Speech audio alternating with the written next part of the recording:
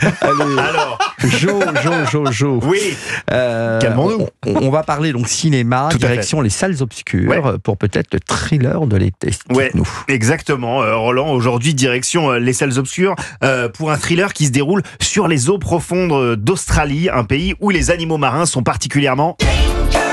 Oui. Dangerous de Michael Jackson. Le film dont je vous parle aujourd'hui, c'est donc Dangerous Animals, animaux dangereux en français. Un film dont j'ai cru au départ qu'il s'inscrivait dans un sous-genre riche en navets et avare en chef-d'œuvre, le film de requin. Et donc j'ai cru, ça veut dire quoi?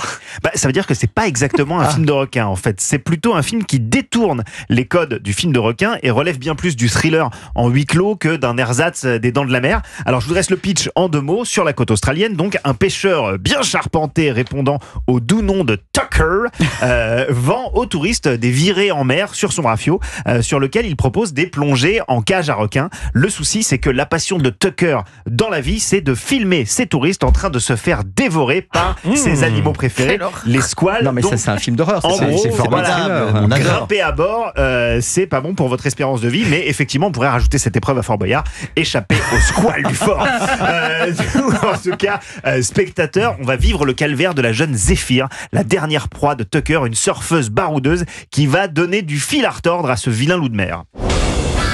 Quelqu'un sait que t'as disparu? J'étais avec un garçon. Alors moi perso ça m'angoisse un peu ce type de film. Je comprends. Cela dit, vous savez, c'est un peu le but de ce genre de film. Moi, je peux vous dire que j'ai accroché quand même à plusieurs reprises les bras de mon fauteuil, tellement Dangerous Animals m'a mis sous pression. Alors certes, les quelques scènes de requins sont l'argument marketing imparable pour un film de l'été, mais le véritable point fort, c'est le jeu de chat et de la souris sans temps mort qui se joue entre Zéphyr et Tucker. Mais est-ce qu'on s'en sort? Est-ce que la victime qui lutte pour sa survie va s'en sortir? Alors ça, je peux pas vous le dire, mais ce qui est sûr, c'est que tout le long, nous, on est clairement avec elle, on y croit à chaque tentative d'évasion. Il y en a beaucoup, je ne vous le cache pas. On bloque notre respiration quand elle doit se faire discrète, on donne des coups dans le vent quand elle se débat et on enrage quand elle échoue. En face d'elle, Tucker, qui est joué par le beau bébé australien de naissance, Jay Courtney. C'est le genre de méchant qu'on adore détester, bavard, cabot. On jubile à l'idée qu'il finisse peut-être par être l'arroseur arrosé. Toi et moi, on est des requins. Solitaires et territoriaux, on n'a besoin de personne. J'ai rien à voir avec toi.